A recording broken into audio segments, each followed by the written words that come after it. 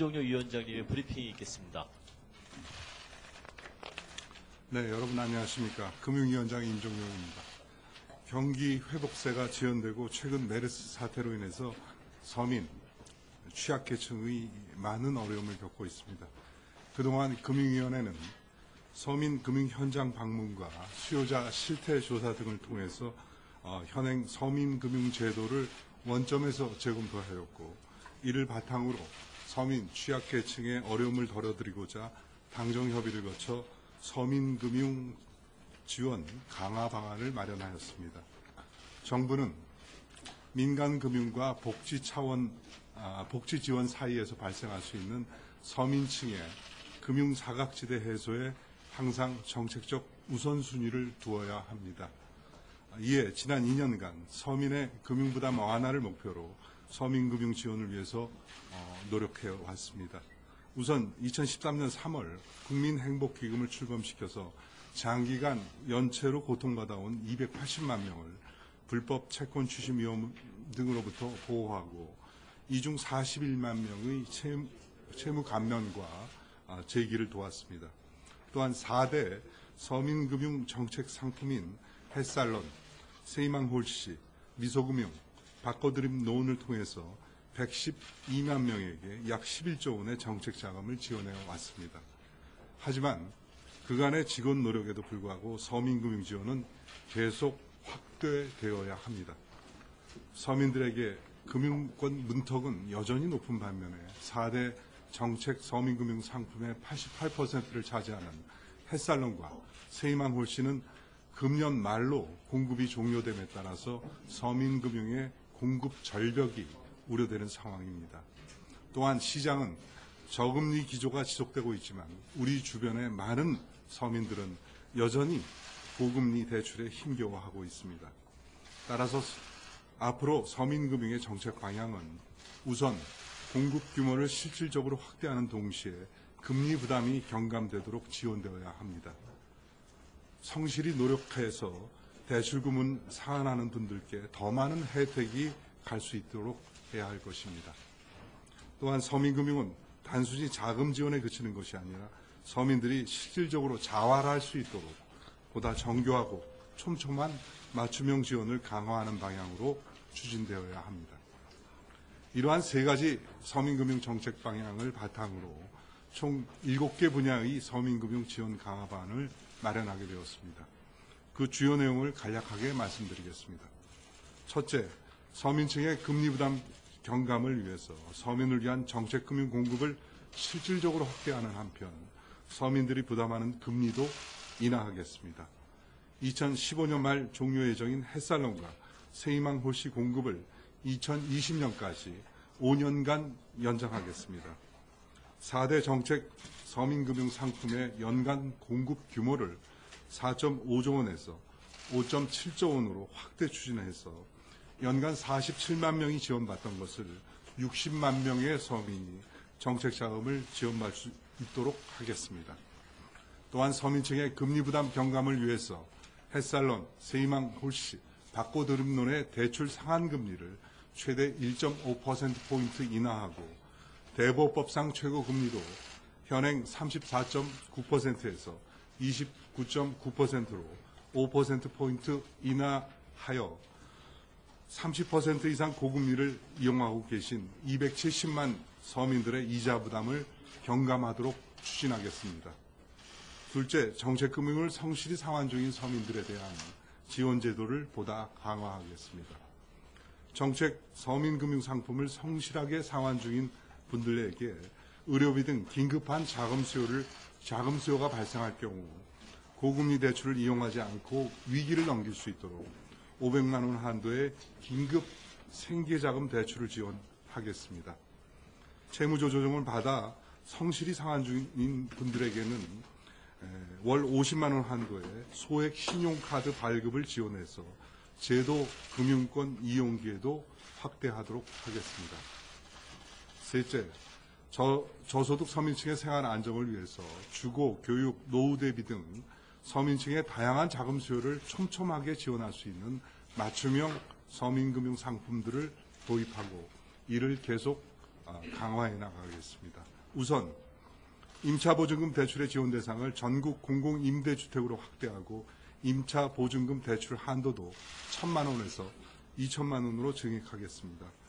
고금리 전세 대출 이용자들에게는 3 내지 4%대 전세 대출로 원활히 갈아탈 수 있도록 징검다리 전세보증 상품을 개편하겠습니다. 또한 저소득층 가구의 교육비 대출 상품, 65세 이상자 고령자에 대한 보험료 지원 상품, 장애인의 자활을 돕는 대출 상품 등 기존의 정책 지원과 연결해서 다양한 서민금융 상품을 새로이 금년 하반기 중에 출시를 해서 서민층의 생활안정 지원을 강화해 나가겠습니다. 네 번째로 민간금융회사의 연계를 통해서 서민금융 공급도 확대해 나가겠습니다.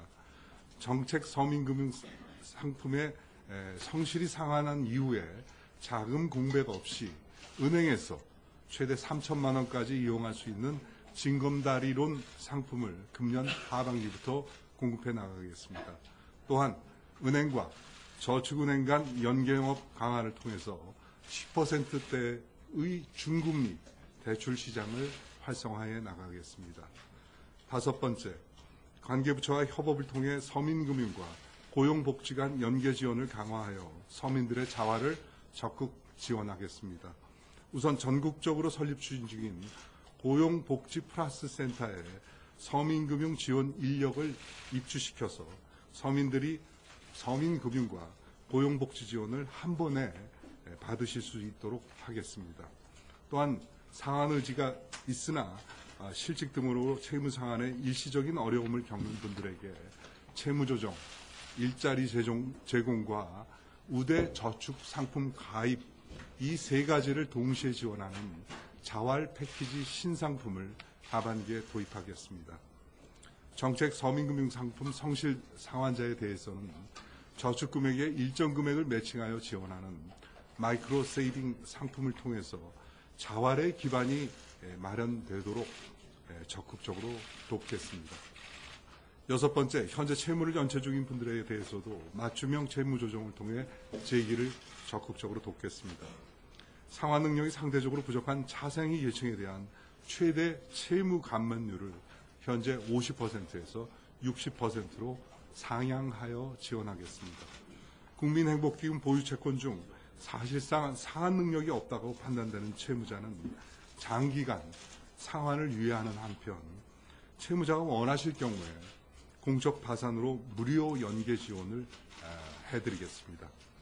마지막으로 지금까지 대책들이 서민들에게 보다 효과적으로 지원될 수 있도록 수요자 중심의 서민금융 지원 체계로서 서민금융진흥원을 조속히 설립하도록 하겠습니다. 원스톱 지원 체제의 구축, 그리고 재원 정보의 통합 등을 통해서 서민금융제도가 확고히 자리 잡아야 합니다.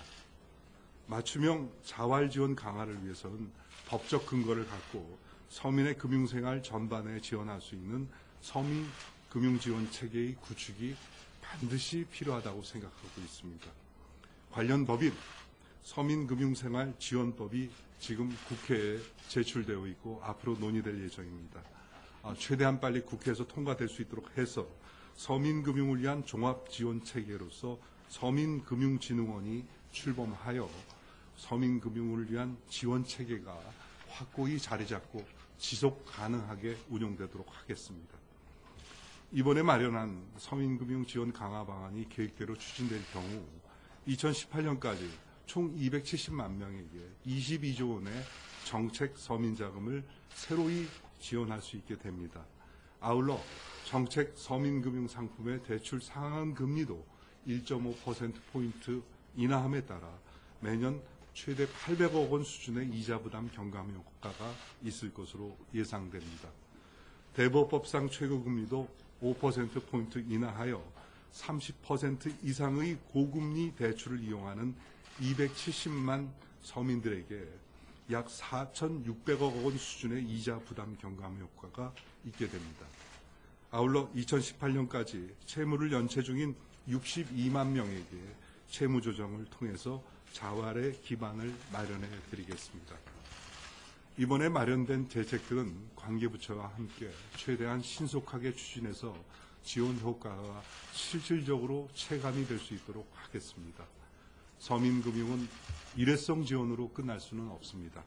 어려운 서민들은 자금을 쉽게 구하기 어려워 고금리 대출을 이용하는 경우가 많고 이로 인해 결국은 대출을 갚지 못해 연체의 늪에 빠지게 됩니다. 이러한 악순환의 고리를 반드시 끊어내기 위해서는 사회 전체적으로 지속적인 배려와 보호가 필요합니다. 특히 열심히 일해서 빚을 상환하고 계신 분들에게는 더 큰 관심과 지원이 필요합니다. 단순한 자금 공급이 아니라 자활을 지원할 수 있는 그런 정책도 함께 제공되어야 한다고 생각합니다. 앞으로 정부는 정책금융의 우선순위를 서민금융에 두고 지원 노력에 최선을 다하겠다고 약속을 드립니다. 감사합니다.